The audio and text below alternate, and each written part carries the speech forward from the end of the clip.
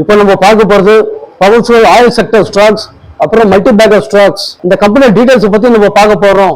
Indian oil corporation limited, Bharat petroleum corporation limited, Chennai petroleum corporation limited, Hindustan petroleum corporation limited, Essar oil limited, Reliance industries limited, Bangalore refineries and petrochemicals limited, இதெல்லாம் வந்து powerful oil sectors.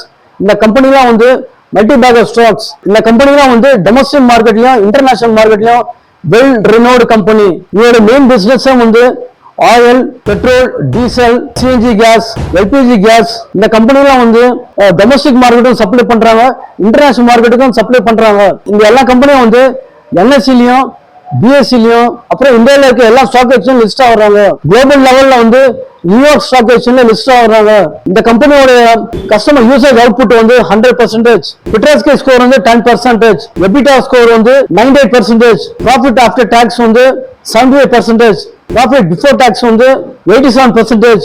இந்த எல்லா oil கம்பெனிஸும் நீங்க வந்து trade பண்ணீங்கன்னா நல்ல profit earn பண்ணலாம். இது மாதிரி நிறைய வீடியோஸ் நீங்க பார்க்கணும்னா நம்ம சேனலை சப்ஸ்கிரைப் பண்ணுங்க, லைக் பண்ணுங்க. Thank you very much.